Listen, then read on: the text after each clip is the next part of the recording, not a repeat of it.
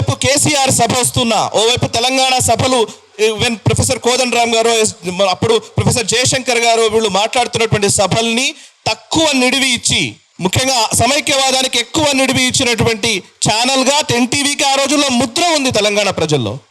ఇవాళ ఏం మాట్లాడుతున్నాం మనం? తెలంగాణ వాది ఎప్పుడయ్యారు ఆయన? నాకు ఇది అర్థం కాలే. రెండోది, తెలంగాణ వాదమే నిజంగా ఈరోజు గొడవ కాదు. వాళ్ళ దృష్టికోణం వేరు.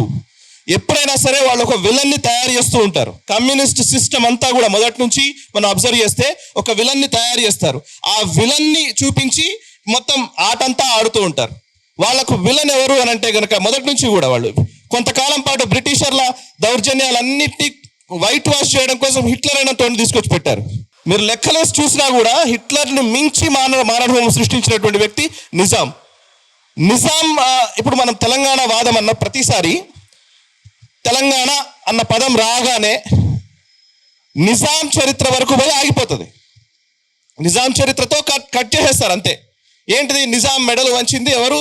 నిజాం మీద సాయుధ పోరాటం చేశారు కమ్యూనిస్టులు. దాంతో నిజాం పక్కకు నిజాంని రజాకార్ ప్రభుత్వాన్ని దించేశారు. సర్దార్ పటేల్ గారు వచ్చారు.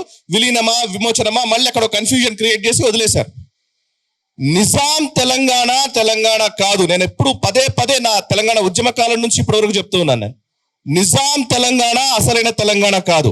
కాకతీయుల తెలంగాణ అసలైన తెలంగాణ. ఈరోజు మనం మాట్లాడుతున్న ఈ నిజాం కట్టించిన ఈ పెద్ద పెద్ద బిల్డింగులు భవనాలు కాదు. కాకతీయుల సాంస్కృతిక వైభవం ఈరోజు తెలంగాణ తీసుకోవాలి. ఇది నా మొదటి వెర్షన్.